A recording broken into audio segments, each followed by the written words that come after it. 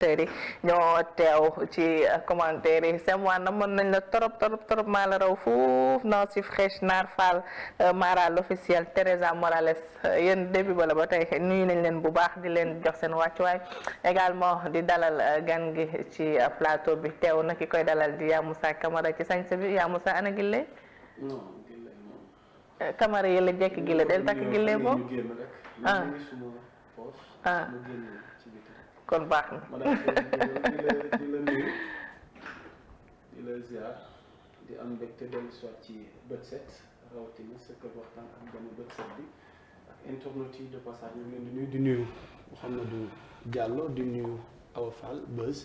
merci Ya Moussa ci jàppale gi ma jàppale ci noir bi sax. yaa ngi ci noir bi donc sunu invité tey defe naa docteur Malick Diop la nekk membre Alliance des Forces et Progrès AFP waaye nekk tamit cadre ci coalition Benno Bokk Yaakaar moo jiite tamit ASEPEX moom lañ fas yéene sekkal ay tomb waxtaan yi soxal tolluwaay réew mi Aïcha Thiam am na solo ñu bàyyi ko également moom it mu nuyoo xam naa mbokk njaayee na bu ñu ko fi gisoon fi mu toll jeexal na suñu beñe bi jeexal na suñu café bi jeexal na suñu dara desutoo fi nii ñu duñu pare suñu am beñe bu ni lekk monsieur Diop beñe yi dañ ko benn groupe njaayee ñu nekk si biir comme ñu ci daan ñëw dañ doon nëbbatu tëju waaw salaamaaleykum waaleykum salaam Sénégal ñu nekk ci biir réew mi comme ci bitim réew ñu leen di nuyu ku si nekk sa tur ak sa sant di rafetlu seen plateau bi nga xam ne ñu ngi toog quasiment la majorité xam nañ leen di rafetlu seen taxawaay mu ngi noonu di lay dalal jàmm ci plateau bi Ya Moussa ñu bàyyi la nga wóyal ak sa gan voilà nañuy wéyalee rek defe naa jàll jublu na suñu ko naroon ubbee DG di bañ mais DG semaine passée nga waroon a jaar mais mel na ni gise gi ngeen di gise fan yi ak njiitum réew mi ca palais gis nañ 82 députés yi ni am na carte blanche ngir bureau assemblée gi war a taxawal waaye tamit xaw na ñaawlu laxisme DG yi ak yenn ministres yi vous êtes DG peut-être duñ ci ñëw amma ndax kit nga ak sa conscience ci loolu président ngaññi DG waaye fi ñu xuusee ci waxtaan bi mooy boobu gisee ak njiitum réew bi ak la ngeen fa waxtaane bu dee yaa ngi ci woon tey lan lañ ci mën a jàpp waaw dañu jàpp rek nekk li nga wax noonu mooy li nga lire ci journaux yi ñu xam ne itam dañu nekk ci liggéey boo xam ne du ñu nekk di waxtaan suñu biir ba pare di ko génne si biti donc li nga lire xëy na loolu nga xalaat ne loolu la ñu waxee mais du loolu moom moo ci ëpp solo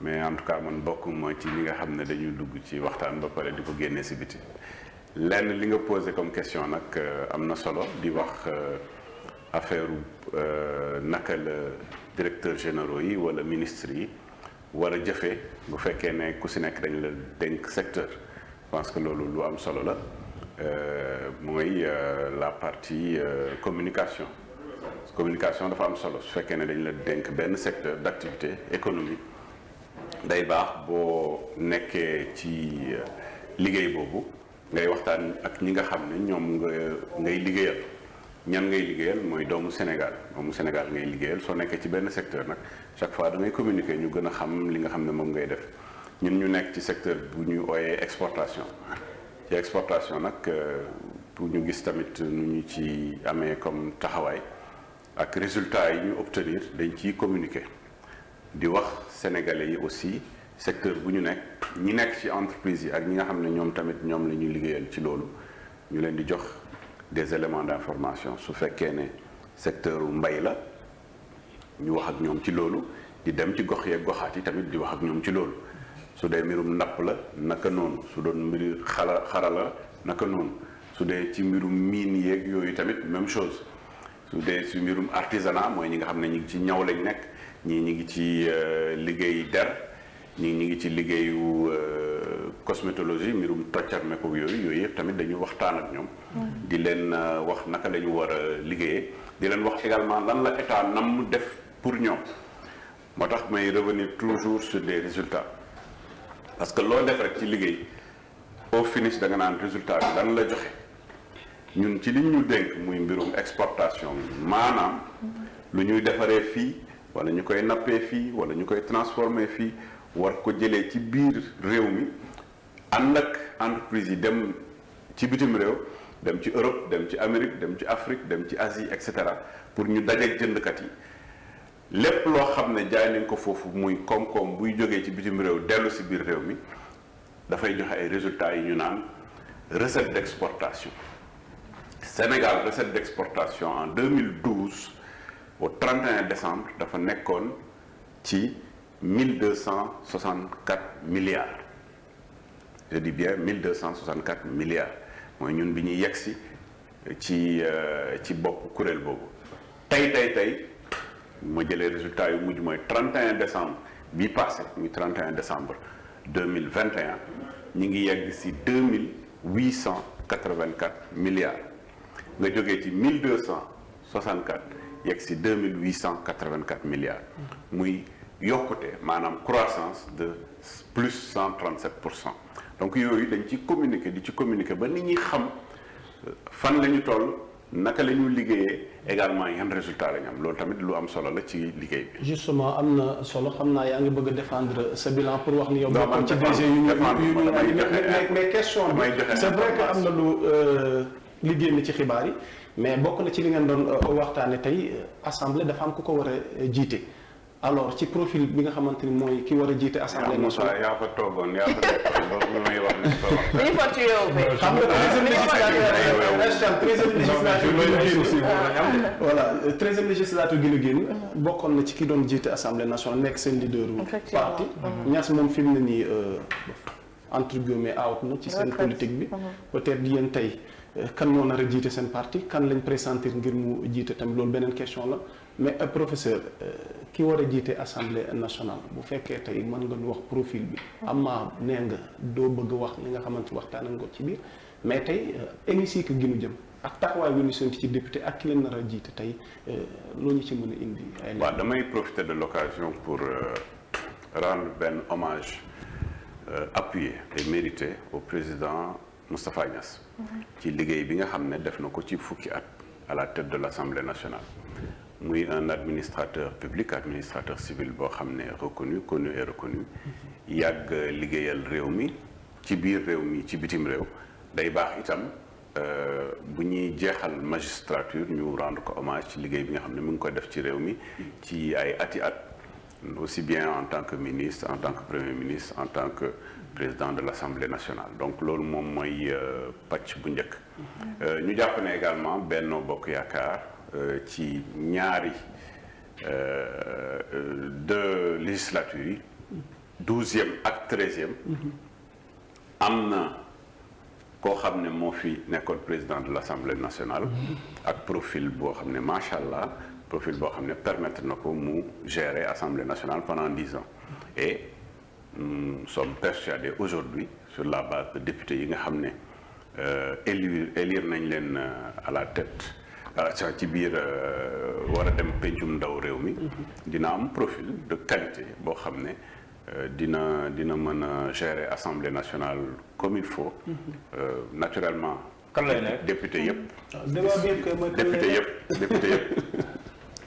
dañu nekk de même dignité donc député yëpp macha allah ku si nekk am na profil bu baax boo xam ne mun na la permettre nga nekk à la tête de l'Assemblée nationale que muy góor que muy jigéen fii nag mënuma la wax ne ëllëg kan lay nekk parce que ëllëgu yàlla la bu jotee rek incha allah député yi dinañ voté bu ñu voté ñu gis kan mooy génn à la tête de l'Assemblée nationale sur la base des différentes propositions. profil Mimi Touré bokk na ci mais moom sax casse-tête dafa am ci kaaw Mimi ndax ñu ngi xool PM bi ñu ngi xool Assemblée nationale. waaw yow yéen a ngi wax rek di journal yi bind rek nga en tout cas boo ngeen di waxee ak administrateur public nga administration publique biñ koy jàng biñ ciy génn document bi ëpp solo bi ñu jox bi ñu génn benn document de 892 pages bu ñu joxoon fële sa ENA au niveau du Québec titre bi dañ ci bind secret d'État au pluriel maanaam administrateur public da ngay xam lu bëri wax lu tuuti mais boo xamee lu bëri wax lu bëri nekkatoo administrateur public mais docteur fii nag on parle politique c'est vrai que waaye yaa ngi wax ak benn administrateur di ngeen dajeeg nag ñu bëri nekk da ngay wax am na ñu bëri sax da ngay xam tuuti wax lu ëpp loo xam ne sax xamoo ko. waaye lii ëpp solo rek mooy ñu xam ne que fi ñu jëm fu am solo la. je pense que c'est mais Assemblée nationale bi noo koy gisee docteur parce que fii nii 82 députés ngeen plus Pape Diop mi 83 mu mel ni kon cette majorité elle n'est pas confortable loolu tamit tombe ak ay nouveaux profils yu ñëw à l'Assemblée nationale comme yow comme ñeneen nan ngay appréhender la prochaine législature. bon dama gëm ne Sénégal ni muy avancer. dafa bokk ak monde entier ni muy avancé gis ngeen bërki démb France ni mu laloo ñu fal njiitu réew mu dem rapidement ñu dem assemblée nationale amu fa majorité après ñu négocier pour sur la base d'alliance mën fa am majorité avancée mu am réew yoo xam ne mun nañ toog ay weeri weer sax duñu mun a am kan la ñu tabb parce que noonu la àdduna mel actuellement démocratie moo mel noonu ñun ñu bokk ci réew yi nga xam ne ñoom ñu bokk na waxuma sax au niveau africain même au niveau mondial bokk nañ ci réew yoo xam ne en tout cas sur le plan des avancées démocratiques ni mu laloo ni mu mel dafay baax également opinion yi am une diversité boo xam ne dañ koy gis ci pencum ndaw réew ma su ngeen demee rek ci famille yi nga dugg ci ay famille nga dugg ci ay société nga dugg ci ay catégories socio-professionnelles da ngay gis ne ñii ñi ngi xalaat A ñii xalaat B donc noonu la war a mel ci biir assemblée donc dama gëm ne tey assemblée li mu reflété dafa reflété rek opinion wu Sénégal mooy ñii xalaat A ñii xalaat B te day baax tamit ñi xalaat A li ñuy xalaat ñu wax ko foofu ci pencum ndaw réew mi ñi xalaat B même chose. non mais docteur y a des enjeux aussi pas xalaat A pas xalaat B. y a des enjeux yoo xamante ni tey jii nii hémicycle bi war nañ ko fa waxtaan mu war fa leer. ndax bokk na ci tey jii nii tey débat sur la criminalisation de l'homosexualité bokk na ci question ñetteelu mandat bi législature bi ñu génn on a vu des députés yu amoon taxawaay boo xamante ni askan bi rafetlu ko surtout que ci seen coalition lañ bokkoon donc am na benn souffle bu bees bu dugg ci biir assemblée ñu séntu ci ñoom benn taxawaay boo xamante ni askan bi dinañ ci gis seen bopp ci question yooyu noonu tamit loolu ci mën a leeralal vous êtes membre de la coalition Benno Bokk Yaakaar AFP nga bokk débat maanaam ñetteel candidature président Macky Sall bokk na ci tamit loo xamante nit ñi ngi koy waxtaane alors yooyu question yëpp au sein de l'hémicycle lii di opposition bi bëgg nañu waxtaanee lu mel ni tey am na ci kii di Khalifa Sall delloo si Karim Wade ay question la yoo xam ne tey war na tàbbi biir assemblée yéen tey am taxawaay wu ñu seen ci ñoom nag ngeen nar a taxawee par rapport à ces questions là. ah dama la dégg bu baax déglu la bu baax. déglu la dégg li nga wax. c'est important loolu moo am solo tamit ci débat. mu la déggee ba faram fàccee xalaat li nga wax da nga génnee sujet yi nga xam ne yooyu la opposition di wax. waxuma population yi parce que yaa ngi comprendre li ma wax da nga génnee. vous êtes des leaders d'opinion vous portez en grande partie tey li ëpp li askan wi xalaat askan wi mënuñoo wax mais tey yéen a nekk ci kanam askan wi tey am na yenn question yoo xam ne yéen a ci gën a jekk pour wax ci. très bien. dama ne da nga génnee tey ay sujets yoo xam ne boo ko xoolee bu baax rek sujets yi nga wax yépp mooy sujets yi opposition di utiliser pour manipuler l'opinion plus précisément c'est très important ce que je dis là parce que nee nga sujet yu am solo parce que yow loolu nga jàpp ne moom mooy sujet yu am solo loolu la également opposition di utiliser pour ne lii mooy sujet yu am solo sujet yu am solo c'est réew xam nga lan boo jëlee la gestion publique d'un État li njëkk mooy balaa ngay teg li ñu naan une stratégie ak mise en œuvre des politiques publiques da ngay xool lan mooy problème public u doomu Sénégal wala doomu beneen réew les problèmes publics majeurs ñoom la ñu mettre en œuvre ci problème public majeur tey c'est quoi c'est l'emploi muy faj muy jàng ak jàngale muy lépp li nga xam ne mooy société petite et moyenne entreprise yi nga xam ne ñoom ñoo lënk li ñu naan tissu économique bi koom-koomu réew mi naka lañ ko war a doxalee dem bi ak dikk bi mooy les investissements sur les infrastructures portuaires aéroportuaires etc. tous ces éléments là tous ces sujets là ñooy sujets yi ëpp solo ci réew également la cohésion nationale c'est des aspects importants ñu nekk réew boo xam ne depuis 1960 à aujourd'hui et bien avant dafay réew boo xam ne nit ñi ñi ngi am une cohésion nationale permanente les aspects également purement religieux nga xam ne tey les chrétiens et les musulmans vivent ensemble sur énormément de choses naturellement c'est ces sujets qui sont les sujets de mon point de vue les plus importants pour un pays moo tax ma ne la yaa ngi génnee ay sujets yoo xam ne opposition tànn nañ ko pour manipuler la population. léegi ñu wax sujet amul solo. donc sur ces sujets là léegi wax nga yi am solo. sur ces sujets là on troisième candidature on revient xam nga. est-ce que non on est d'accord li nga wax nii yëpp. léegi jël am solo boo paree parole rek. non mais je dis on est d'accord li nga wax sànq yëpp lu am solo la mais li ñu wax si sujet ñaar solo entre guillemets troisième candidature loolu xanaa mën nga say wax docteur. Mohamed dama ne la sujet bi dafa ñàkk solo. est-ce que dama wax loolu. non non sànq li ngay junj. dama lay laaj rek. non non sànq. dama ne la sujet bi dafa ñàkk solo. li ngay junj mooy opposition bi ñoom ñooy utiliser yooyu noonu jàpp ne ñoom loolu am solo pour ñoom pour di manipuler le pour ñoom. nga jàpp ne les sujets yi am solo si réew boo xam ne ni dañ koy tabax. moom mooy xool la cohésion sociale nan la tissu économique bi bindoo ak nangam loolu yëpp donc d'accord nañ ko ak yow mais bu ñu waxee si loolu pare nañ wax si lii. Mohamed Sénégalais yi laay waxal. ñu ànd nag bokk plateau. te man Sénégalais yi laay waxal. amul lenn tey loo xam ne mën naa ko wax muy sama opinion nga mën ma ko waxal man. bu dee non damay laaj donc nga docteur. damay wax ak xamante nañ. également sama méthodologie. kenn mënu ko changer. kenn mënu ma influencer. je dis donc dañuy laaj rek docteur dañuy laaj rek dama bëgg a leeral rek. waaw dañuy laaj ngay laaj ngay leeral. xam nga Sénégalais xam nañ mais troisième candidature aussi wala éventuelle troisième candidature bëgg naa sa position bu claire ma xam ko. pare. waaw pare na posé nga ma sa question. waaw léegi nag ma tontu ci kanamu Sénégalais. d'accord damay préciser encore une fois. loolu mooy les sujets les plus importants pour réew. loolu laay wax doomu Sénégal. ne vous laissez pas manipuler. par les hommes politiques yi nga xam ne 1% lañ de la population. dañu war a recadrer recentrer le débat. pourquoi ñu war a recentrer le débat parce que man gëm naa ne tey 17 millions de Sénégalais yi ci nekk. yi nga xam ne ñun ñëpp ñoo ànd nekk doomu Sénégal.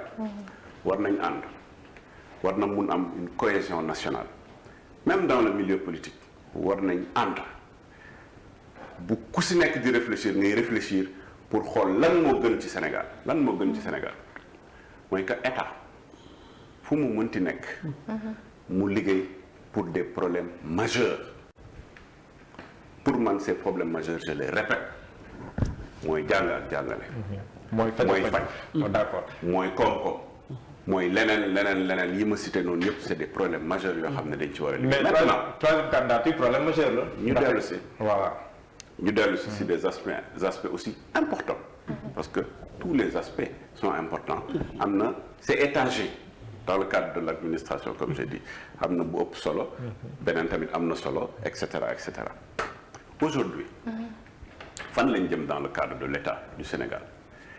dañu jóge ci ay élections. te c'est dommage que dans un pays comme le Sénégal tout tourne autour des élections boo jógee présidentielle yaa ngi ci législative yaa ngi ci local boo jógee ci local yaa ngi ci législative laa ñu ngi ci HCCT et cetera donc c'est des problèmes aujourd'hui qui de mon point de vue il faut que ñu xoolaat bu baax dans quel cadre quelle est la période où le plus important sera de travailler pour les Sénégalais sur les sujets yi ma wax noonu maintenant su dee dañuy wax rek affaire échéance affaire élection jógee nañ ci élection wax naa ko fi léegi pour man c'est une bonne chose que mu am opposition forte ak mouvance présidentielle tamit forte au niveau de l'Assemblée pour moi c'est bien le deuxième élément fan lañ jëm dañu war a dem ci li ñu naan voter fële ci pencum ndaw réew ma pour xool kan mooy nekk président de l'Assemblée nationale ñan ñooy nekk au niveau du bureau président de groupe et cetera foofu lañ jëm en termes de concentration ci liggéey bi man nag bokkuma ci ñi nga xam ne dañ may déterminer man sama calendrier wala dañ may wax loo météo politique. kon loolu le calendrier aujourd'hui la chose la plus importante mooy l'installation de la prochaine législature qui aura lieu au plus tard parce que comme ni ngeen ko xamee le 14 septembre ñii nekk fii actuellement député seen mandat dafay jeex balaa loolu nag war nañ installer législature la bokkuma ci ñi brouiller opinion bokkuma ci. docteur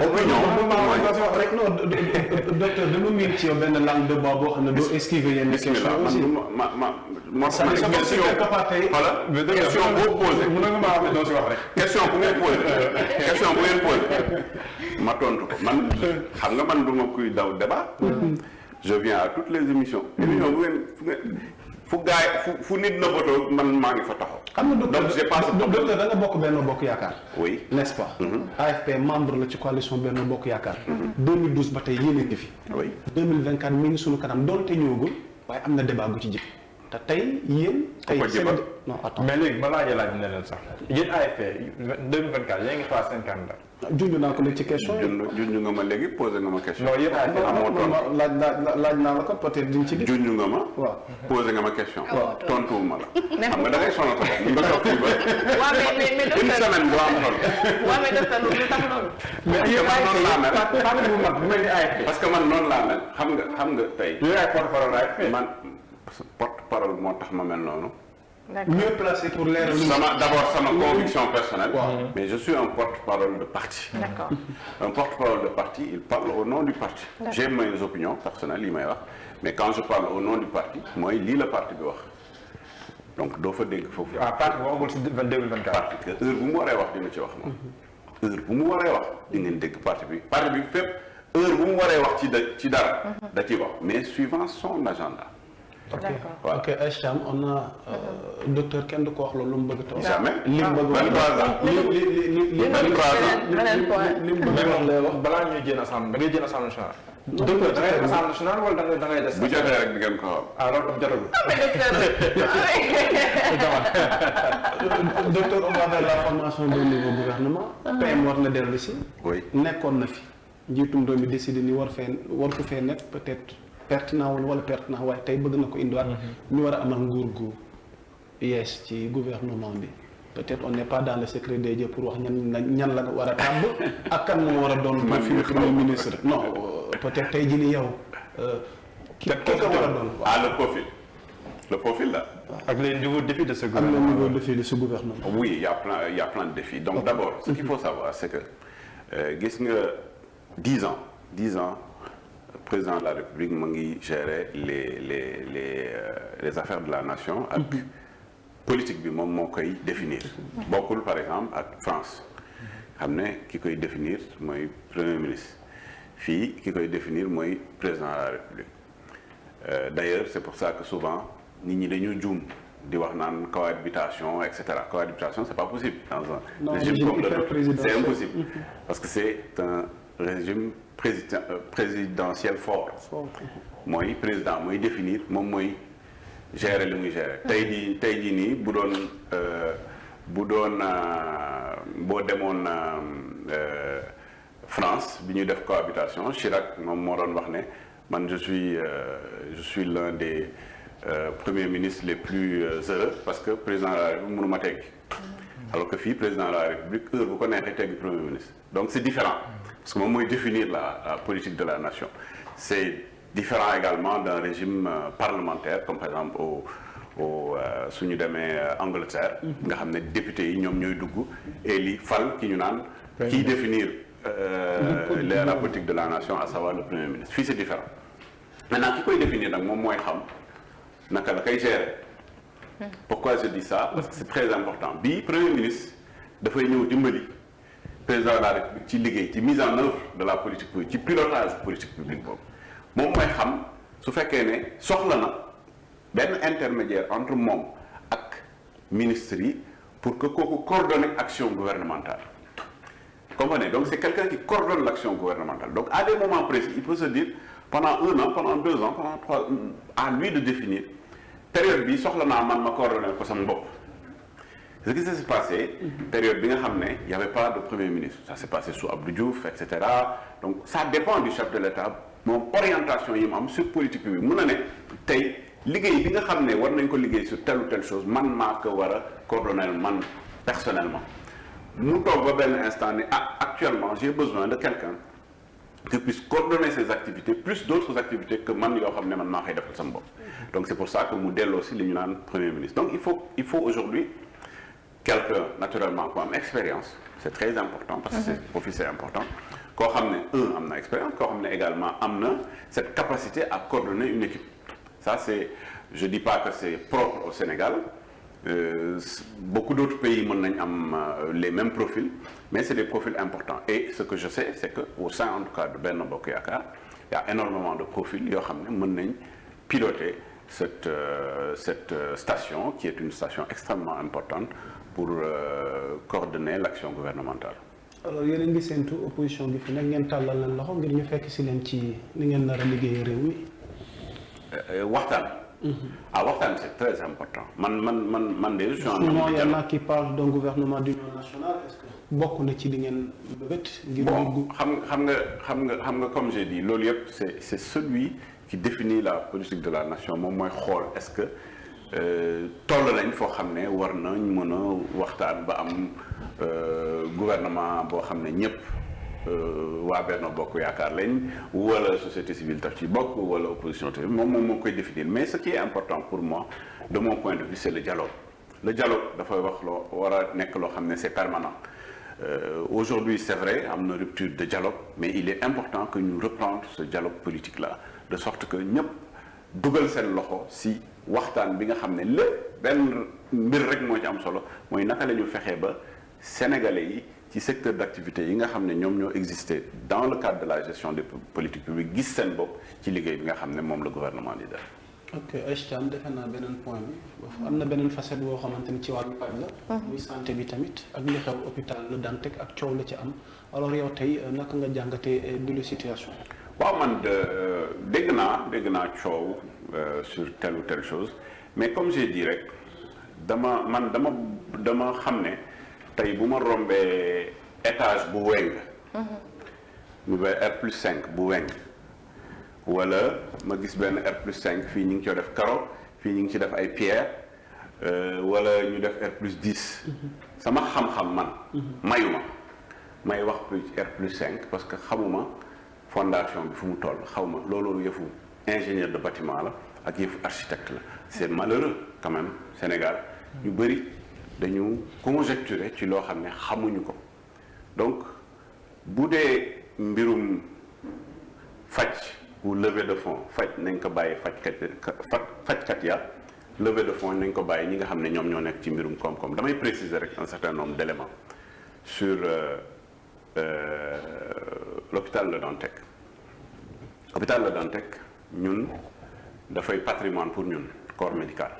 C'est dafa am solo si ñun parce que l'hôpital de Le Dantec man personnellement bi may def deuxième année sama premier stage hospitalier maa ngi ko def hôpital Le Dantec chaque année stage hospitalier hôpital Le Dantec. Mon premier stage maa ngi ko def maternité. di continuer noonu ba génn niñ ma ko defalee ban en tant que sénégalais bu jàngee fii faculté de médecine pharmacie chirurgie dentaire à l'UCAD noonu lañ ko defalee doomu Sénégal yépp yi nga xam ne ñii médecin lañ ñii pharmacien lañ ñii chirurgien dentiste ñii c'est des infirmiers ñii c'est des sages-femmes donc ñun day patrimoine si ñun mu am solo en tout cas déjà site bi am solo symboliquement mu am solo ci ñun benn ñaareel bi li ma xam ci hôpital Le Dantec c'est que ñu ngi ko fabriqué ñu ngi ko construit en 1912 donc def na 110 ans hôpital la bu def 110 ans tey hôpital Le Dantec ni mu mel ni mu bindoo xam naa ko bu baax hôpital nekk naa fa administrateur parce que man j'étais l'adjoint au maire de la ville chargé de la santé nekk administrateur des hôpitaux nekk naa administrateur Dantec nekk naa administrateur hôpital de Fann nekk naa administrateur Albert Royer nekk naa vice-président du conseil d'administration de l'hôpital Abass Ndao donc santé muy loo xam ne dam ci yàgg liggéey xam naa bu baax comment ça fonctionne alors ñu jàpp ne Dantec dafay structure boo xam ne à peu près 400 lits ñoo fa nekk maanaam 400 lits d'hospitalisation bu ñu jëlee tey rek suñu xoolee ñaata doomu Sénégal ñoo fa fanaan. ñun lañ fa hospitalisé ça tourne autour de 200 tey jii nii te 200 je trouve que c'est trop faible pour hôpital bu mel noonu. hôpital bu toll noonu ak dayoom ak également vraiment façon bi mu nekkee symbole. ñaareel bi ñu jàpp ne hôpital La Dantec du rek hôpital la mais c'est un milieu de formation. Une structure hospitalière boo xam ne dafa am un volet médical mais dafa am benn volet formation boo xam ne faculté de médecine et de pharmacie et d'odontostomatologie dafa bokk ci formation bu ñu joxe donc warul sori structure boobu mi nga xam ne mi ngi fii ci Fann Résidence. ñu jàpp également ne projet bi fa am hôpital La Dantec c'est un projet sur 3 hectares 500. L'hôpital est de 6 hectares 500.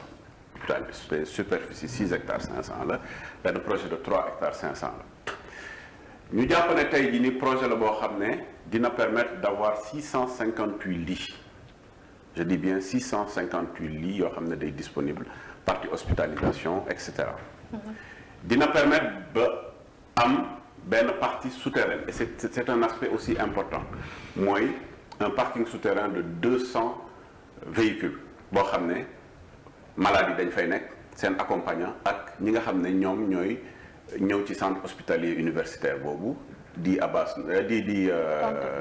di hôpital Le Dantec war fa gaare également bañ a indi problème et le système mis en place permet d'avoir des bâtiments de R+6 avec deuxième ba quatrième dafay nekk hospitalisation li ci nekk hôpital de jour. hôpital de jour nag c'est important mooy fi ñuy defee urgence bi nga xam ne malade bi bu ñëwee foofu lañ koy dugal su ñu dugalee malade bi il y a ce qu'on appelle les nosocomies ce sont maladies nosocomiales dafa bëri ci hôpital boo xam ne dafa yàgg. hôpital boo xam ne ni muy fonctionner dañu defar zone bi toog ba si yàgg ñu yokk ci lii. toog ba ci yàgg ñu yokk ci lii et cetera xam nga lan yan problème lay indi da ngay gis malade bi nekk service bi ñu war ko defal IRM benn service bu sori ñu génnee malade bi génnee ko mu jaar ci biti. ñu dugal ko ci beneen service. alors que hôpital bi bu ñu ko defaree sur le plan de la cohérence avec tous les services yi ñu dugal ci biir de telle sorte que ku war a jaar fi nga war a jaar foo xam ne. les bactéries les maladies nosocomiales duñ ci yokk mooy maanaam maladie nosocomiale maanaam nga ñëw ci benn centre hospitalier universitaire am benn feebar génn fa ak ñetti feebar. donc yooyu yëpp dafay loo xam ne dafay lutter contre ces maladies nosocomiales et cetera donc aujourd'hui ñun Sénégalais mérité nañ am effectivement des hôpitaux de niveau 4 yoo xam ne tamit dafay permettre comme li ñuy ŋàññ très souvent les évacuations sanitaires koo xam ne feebar bi am na fu muy toll dañ naan foog ñu yóbbu ko France foog ñu yóbbu ko Maroc et cetera alors que même les Marocains sont formés ici donc yooyu yëpp dafay loo xam ne lu baax la pour moi pour le pays c'est mon point de vue personnel maintenant mais mon objectif c'est le que foncier lu ñuy wax rek l'aspect foncier docteur oui posez la question. je vous laisse continuer dans ce sens peut-être bu fekkee ci voilà j'y viens mais su ngeen bëggee poser question donc tey il est important dans le cadre de tout ce qu'on fait ñu waxtaan ci yenn répercussions yi la construction doit se faire en 1 an 8 mois. D'accord. 1 an 6 mois. 18 mois 1 an 6 mois 1 an et demi. 1 an et demi boo ko defee am na malade yoo xam ne waroon nañ fa ñëw. donc foog ñu yóbbu leen redéployer leen ci yeneen structure hospitalière. donc ce qui est en train d'être fait. D'accord. mais aussi il faut que ñu bañ a fàtte que ne hôpital buy fonctionner dafa am autonomie. moi quand on gère les structures hospitalières il faut que ñu xam ne hôpital du li état di dugal état dina dugal dara c'est vrai mais hôpital moom mooy fonctionner boppam dafay am ay recettes yi mi ngi jógee ci laboratoire mi ngi jógee ci ay consultation mi ngi jógee ci bloc opératoire d'ailleurs hôpital bu bees bi dina am 15 blocs opératoires donc comme recette yooyu day tax muy fonctionner dafay am ñoo xam ne dañ leen di recruter suñu leen recruter c'est des contractuels yoo xam ne hôpital moo leen di fay su fekkee ne 18 mois dañu redéployer nit ñi ñooñu recette yooyu dootul leen permettre ñu fay contractuels yooyu. Donc ñooñu laa wax il faut que ñu bàyyi leen xel parce que c'est très important dans le travail et je pense que l'État est en train de travailler de sorte que celles et ceux qui seront redéployés, celles et ceux qui étaient des contractuels puissent être pris en charge parce que c'est un aspect aussi important, c'est un aspect social, aspect boo xam ne dañ ci war a xalaat. wax nañ affaire foncier bi aujourd'hui dans le foncier tout travail qui se fait dans le cadre de projets structurants. Je donne juste quelques exemples. Un pays que je connais très bien, c'est les Émirats. Les Émirats, aujourd'hui, il y a un travail qui a été fait. Bonio était, par exemple, Dubaï.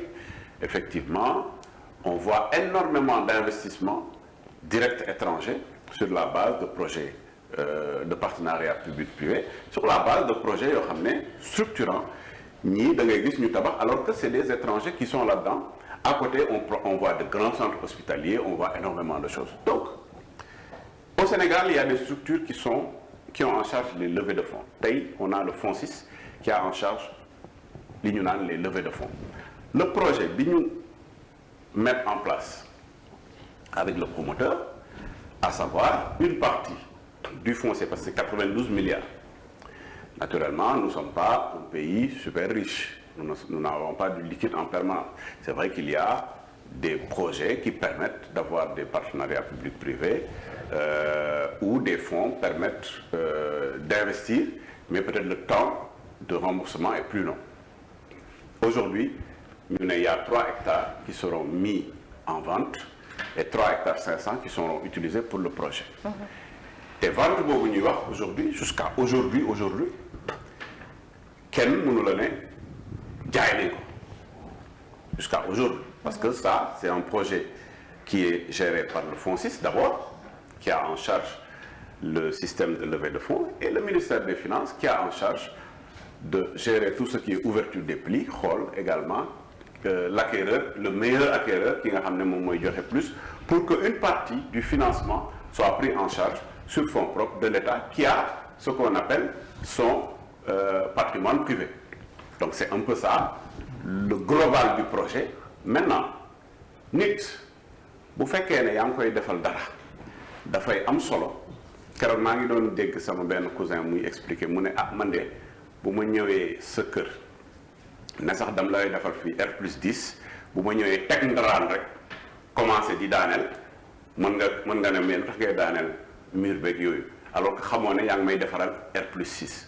Donc il est important que nous puissions communiquer, des éléments d'information. Parce que moi, je pense qu'aujourd'hui, l'hôpital de Dantec, tout le monde war nañ ko mën def un hôpital de niveau 4 nit ñi di si def ay spécialités mu am hôpital de jour mu am des groupes des blocs opératoires etc. doomu Sénégal mën fa faju ni mu waree. Donc ça c'est un aspect important en termes d'information. Maintenant lépp nag nañ ko discuter am na ñuy d'accord am na ñu dul d'accord. am na enquête parlementaire sax fi mu ne nii le parti démocratique sénégalais xam naa une fois à l'Assemblée bëgg nañ leeral mbirum 3 hectares yooyu naka la demee réellement. waaw xam ñun tamit dinañ def même chose. Je pense qu'on va faire une commission d'enquête parlementaire pour dations en paiement bi amoon fële ci monument de la Renaissance africaine parce que monument de la Renaissance africaine c'est des terres yoo xam ne. yu doomu Sénégal la fële noonu fële ca Mamel ñu def ko dation en paiement avec des valeurs yu ñu évaluées qui tournent pas loin de 90 milliards te lan lañ ci defar benn monument baa ngi foofu ay at waaw fajuñ fa doomu Sénégal tabaxuñ fa école gisuma lenn lu extraordinaire loo xam ne 92 milliards yooyu jógee ci terre yoo xam ne dation en paiement la loolu tamit effectivement ce serait bien comme tamit dafa am opposition ak mouvance présidentielle ñun tamit dinañ def mission d'enquête parlementaire pour ce projet-là du monument de la Renaissance africaine nga xam ne affaire u terre la yoo xam ne ñi ngi ko defar tabax benn monument boo xam ne yëngatuwul ba léegi fajuñ ci benn doomu Sénégal. non Acham fa la yéen bëgguma xaaba ba xam naa ne assemblée gi ñu nar a am ren. quatrième législature bi moom yàlla na ngeen am télé rek. c'est important. bokk na également ci li nga xam ne bokk na ci projet yi. Je pense que télé parlementaire dafa am solo xam nga lu tax parce que man dama daan ñëw côté gouvernement mais xam nga lan moom ma jaaxaloon yaa Moussa je t'assure chaque fois bu ñu daan def commission day tàng jir commission travaux de commission amul nag doo fa gis caméra doo fa gis dara day tàng jir te ñi fay nekk mooy les députés de la mouvance présidentielle député opposition ñoom doon sax xalaat ñoom exceptionnellement nga gis benn ñaar mais ñoom ñooy nekk ci ginnaaw député yi directeurs généraux yi di leen wan lu tàng jir pendant les commissions boobu bu amoon télé parlementaire ngeen xam ne liggéey la mouvance présidentielle en tout cas les députés font un travail excellent si biir te pour les populations bu plénière amee rek ngay gis gars yi ku si nekk nag ñëw ak sa papier parce que xam na ne Sénégal yëpp ñu ngi leen di xool mais des fois dama naan mais est-ce que fii cinéma la wala série la wala feuilleton la mais c'est extraordinaire et ils viennent ku ci nekk wax mel ni yaa ngi fa toogal doomu Sénégal alors que bi ñuy waxtaan si biir commission yi yow tu étais un absentéiste donc c'est bien aujourd'hui qu'on arrive à ce niveau. Merci. am na solo xam naa moo tax tey mu xëy sol Lacoste comme que président nee na mu yélee mayo moo tax tey mu teg cravate bi. man nag tàmm naa man tàmm naa. kon nag dañ leen sant fi mu ngeen mu yélee mayo moom teg ngeen dossier cravate ci placard yi mu ngi noonu c'était docteur Malick Diop ci ganu bët set bi ñu bàyyi ko rek mu desandi ak ñun ñu dem xool suñu toute dernière rubrique très rapidement ak Miss Fall tey ñaata ponk nga ñu indil. kat la andi woon mais bu kat bëggee ñu wàññi nañ bës waaw donc dañuy déwree Aïcha ak kàddu yi nga xam ne Farba Ngom wax na ko ci week-end bi daje ak taskati xibaar yi